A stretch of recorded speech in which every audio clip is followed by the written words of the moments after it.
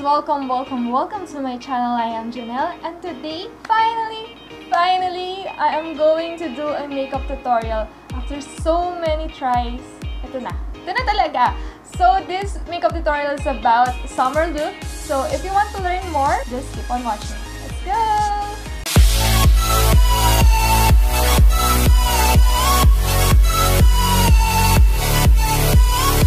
Guys, first of all, before doing this makeup, kailangan muna natin ay mag-alcohol. So, don't forget na mag-sanitize kasi hawakan natin yung face natin and our hands is super duper dirty and dami niyang bacteria. So, don't forget to use alcohol first. So, okay.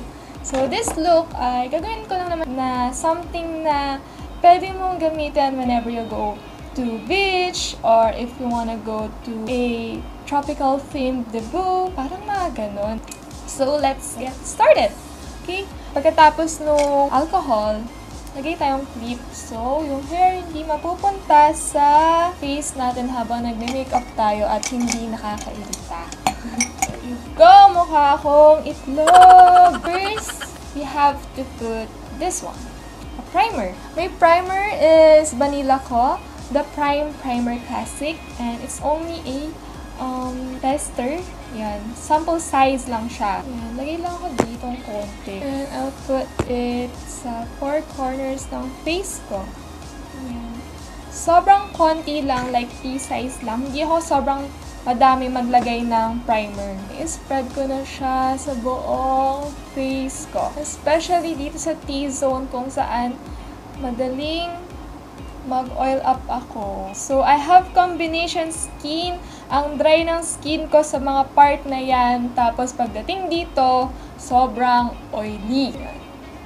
Ang gustong-gusto ko dito sa primer na to, sobrang bango niya. And yeah, hindi ako tumitingin sa camera. Nakatingin ako sa salamin. Now, for the foundation, I'm using this.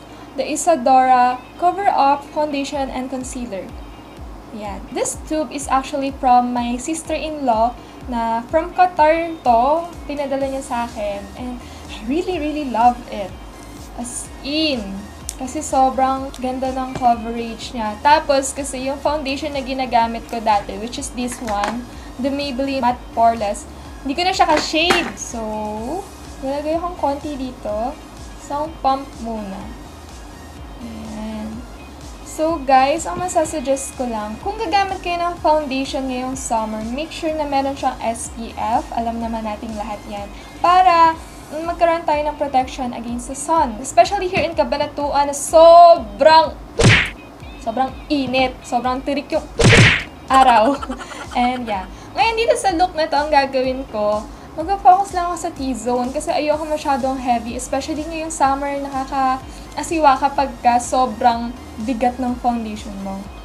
Yeah, so, lalagay ko lang muna siya dito sa cheeks, under my eyes, and dito ulit sa other side. So, ito na yung look. Hindi, ito na yung tsura ko after ko i-spread yung foundation. And nakakainis yung brightness. Ayan yung umayos. I-spread ko lang siya throughout my face. So, kung napapansin nyo, hindi ko talaga nilagyan ng foundation yung buong mukha ko. I-spread ko lang siyang paganyan. Para yung, paano man tawag yan? Merong radiant look. Hindi ka mukhang naka-foundation. Kasi, pagdating dito, match pa rin sila ng leeg mo. Diba? Sobrang ganda ng coverage nito. I think this one is underrated. Wala pa masyadong gumagamit nito. Kasi, nung pinadala to sa akin ni Ate Shay, tinignan ko sa YouTube kung ano yung mga reviews. Tapos, konti lang. Run throughout the outer corner of your face. Like this. And yeah, there you have it. Ngayon, pwede mo siyang i-layer. Meron kasi akong scars dito. May acne scars ako dyan. So, nadagdagan ko lang ng another layer. And, by the way, I am using brush like this. Yung mga brush lang na nakikita nyo online na merong gold dito and white dito. So, marami silang kulay. Ang tagal nito sa akin, as in sobra. Nag-start pa lang ako mag-makeup, meron ako ng mga brush na to.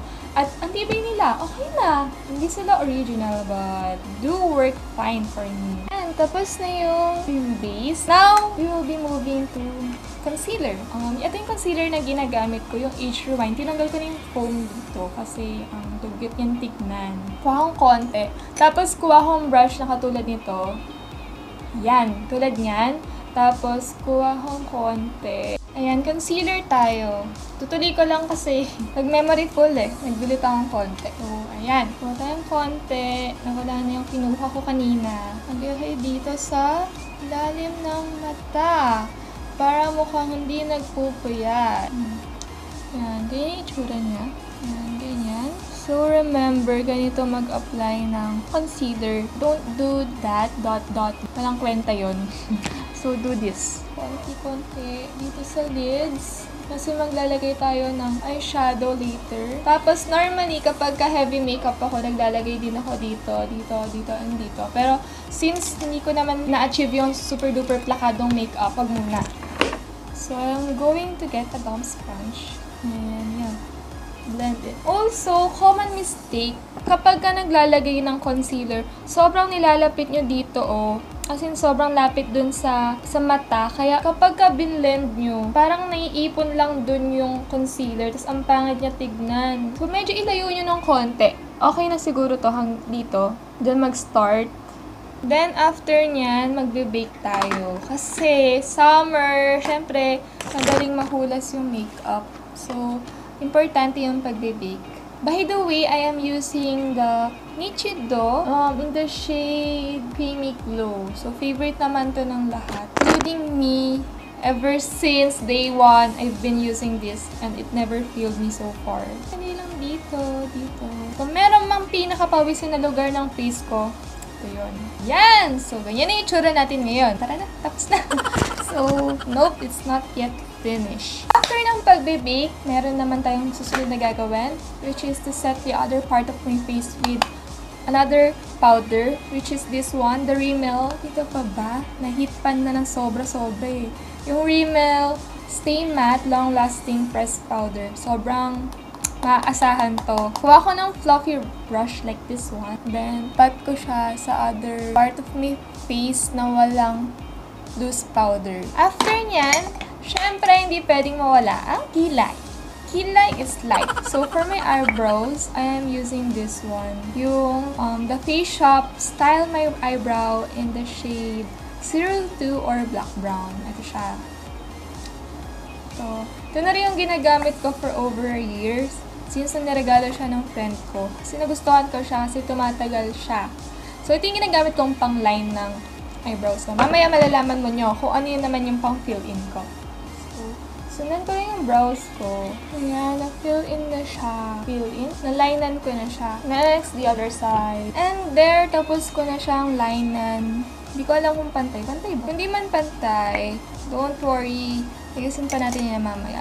Lilinisin natin. Next, ang pang-fill in ko ay this one. The Maybelline Fashion Brow Duo Shaper in the shade Natural Brown, if I'm not mistaken. Ito yung tsura niya.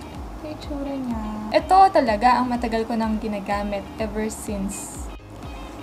Fill tayo ng brows. Okay na sana tong Maybelline na to kung hindi lang madaling maputol to. Kasi kabilaan talaga siya actually. Tapos mayroong pencil dito. Ang bilis niyang maputol. Dati hindi. Ewan ko bakit biglang nagganon. Nagbago siguro ng formula. Ngayon, unahin ko muna tong end ng kanan kong brow. Then, ito naman sunod. So, dito sa mga part na to, sa dulo, mabigat yung kamay ko. Then, pagdating dito sa gawing gitna, gumapagaan na ng pagaan yung kamay ko. So, pagdating na dito sa pinaka-tip, pagaan na lang paghawak ko sa eyebrow product na to. See, ayoko masyadong harsh. Gusto ko yung kilay ko pag gradient. I'll do the same sa other side. Next, of course, blend it. Blend it using a spoolie. Medyo hindi pa enough sa akin yung pagka-block nitong dulo. So, babalikan ko. Tapos, ngayon, kasi medyo hindi siya pantay and para mas lakad. Ulit tayo ng brush. Like this one. Yung slanted siya. Tapos, kukunin ko ulit yung concealer ko na Age Rewind from Maybelline. Kuha akong konti. Kukunin ko yung mirror din. Inisin mo yung mga part doon yung mga sumobrang eyebrow product. Dito rin sa step na to, tinitignan ko kung pantay ba kilay ko. Ito yung pang pantay ko ng kilay. Hindi naman pantay ang mga kilay natin. Alam naman natin yan lahat. So, don't judge those girls na hindi pantay yung kilay. Mahirap sis. Hindi nakikita eh. Nakikita ko nga. Ayan. Okay na? Okay na? Tapos kunin ko naman yung brush na to. Yung ginamit ko kanina pang lagay ng concealer. Ito yung pang blend ko. Ayan, tapos na ang aking kilay. Ngayon, tatanggalin na natin to. Itong mga powder na to. To get this one, yung ginamit natin pang pat ng powder dito. Ito yung pang susush. Ayan, pang susush natin. Pang-alis ng mga powder. It instantly brighten din kasi my skin kapag nagbe-bake ako. Hindi ko lang bakit. Basta iba yung glow na nabibigay niya sa face ko every time I bake. So, I like baking, especially kapag gusto ko magmaganda. Ayan. Next is the eyeshadow. For my eyeshadow, I am using this one. From Clinique. Bigay ito ng friend ko rin na YouTuber din, si Ara Ferrer. Lalagay ko yung link ng YouTube channel niya sa baba. Or kung paano man, di ko alam yon. Basta yon. Thank you for this. So, ito na yung naging go-to eyeshadow ko kasi ang ganda-ganda niya. Like, andito na lahat ng neutral shades na gusto ko. Meron dito yung parang shimmery gold na ma-orangey. Tapos ito naman yung ma-brownish na pwedeng pang contour ng eyes. And, tapos yun, ito rin na rin yung pang set mo ng lids mo. Andito na lahat. So, ito man yung unahin ko. Ilagay ko siya sa lids. Ayan! Then, I will be using this one. Kukunin ko na yung brush na ganito, yung maliit lang. So, hindi ko alam if okay lang bang minimix yung shimmer saka yung matte, pero there's no such rules in makeup and you can do everything that you feel like you wanna do. Tama ba grammar ko? Basta yun na yun. Ayan. Then, top off the excess, of course. Ayan. Nalagay ko siya dito sa outer corner of my eyes. Papunta dito. Tapos na to. Then, the other side naman. There you go. Meron ng eyeshadow yung pareho kong mata. Hindi ko lang pwede pa ba itong pang beach eh. Pero pwede siguro kung magpipicture ka sa tabing dagat. Why not? Now, I'm going to get this one. Ito. Gamit yung middle finger ko. Then, nalalagay ko sa gitna ng lids ko. Ayan, after ko lagyan, babalik ako dito. Then, ito namang dark shade na to. Ayan. By the way, hindi ko nasabi kung ano bang shade to. All About Shadow Quad. Yun ang pangalan niya. Top up the excess. Then, magpo-focus na lang ako dito sa outer V. So, ngayon, don't worry about the excess. We'll be blending it. Fluffy brush, just like this one. Turn on, maglalagay naman tayo sa ilalim ng mata natin. So, pag mimixin ko lang itong dalawang to, up these two. Gamit tong ganitong style ng brush. Then, dito naman sa under eyes. So, dito kasi kailangan ko dalawang kamay eh. Ipupull ko ng ganito yung mata ko. Now, for the inner corners of my eyes, I will be using Miniso Eyeshadow Pencil with brush. Lagay ko lang siya sa inner corners. Next step will be eyeliner. Eyeliner from Maybelline HyperSharp Power Black, yung kulay red. Medyo ubos na siya, so pahirapan to. Hindi ako magaling mag-eyeliner, pero I like using eyeliner. Technique para sa mga gustong mag-eyeliner. Unahin nyo muna to. Yan, ganyan muna. Tapos, stroke a line from here towards the middle of your lids. Just like that. And yeah, the rest is history. Char! Dito naman. Ganyan na yung magiging itsura niya. Saka nyo ngayon, i-feel. Yan. That's how you do it. Gagawin ko lang tong kabila and I'll be right back. And yan, tapos na yung kabila. Next is, I'm gonna curl my lashes. Ayan, tapos ko na ako mag-curl. If you wanna put fake eyelashes, you can do. But ako, ayoko na. Okay na ako dito. I will be using this one. Ang favorite ng lahat, ang HyperCurl ng Maybelline. And I'm just gonna put products in my eyelashes. Pahina ng boses ko. Sorry na. Na-realize ko, mas maingay ako kapag mag-isa lang talaga ako. Feeling ko, kailangan ko pang i-work yun. Kasi diba sa vlog ko, una, hina talaga ng boses ko. Saka hindi ako mapagsalita. Nahihiya kasi talaga ako. As in, sobrang hiyang-hiya ako kasi nga tour. Tapos syempre, hindi yung mga kaklase mo, hindi yung mga higher year. Ayun, quiet lang konti. Simpleng vlog. For my blush, I will be using this. It's from Rimmel. And it's in the shade Coral Glow. So, I really love this kasi sobrang subtle lang niya. Perfect for a summer look. Yan. Dito ko ngayon ilalagay yan sa cheeks ko. Kasi medyo may pagka-slim, di ba yung face ko? Sobrang oval niya. Kaya gusto kong ilagay dito para magkaroon ng, alam niyo yun, basta dito. Ang hirap explain eh. Tapos na ako sa blush. Next is the highlighter detail. Big highlighter in the shade Peach Pie. Tagalin ito sa akin. Ganda kasi ito eh. Tagalin na ubos. Oh, taray. So, dito na yung sa bridge ng nose. So, yeah, mag-nose contour tayo. I will be using this. Sulit to. Sobrang sulit, diba? Kanina ko pa ginagamit. Ito na kasi lahat. Travel body ko din to. So, pag nag-nose contour kayo, start kayo dito. Dito, oh. Sa corner ng kilay nyo, pababa.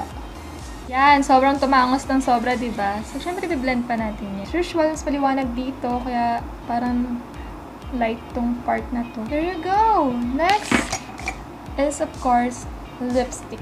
Lipstick, I will be using this one, the NYX Lingerie, in the shade Ruffle Trim. So, ang ganda kasi nito, long-lasting din.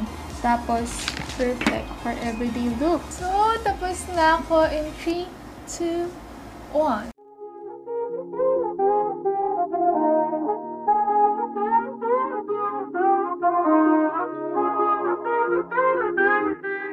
Ayan, this is my look for today's video. And yeah, pwede nyo siyang partnerin ng ganito to complement the look. Yeah, let's go to the beach. See you guys next time. For more videos, just subscribe. Don't forget to like and comment too. Bye!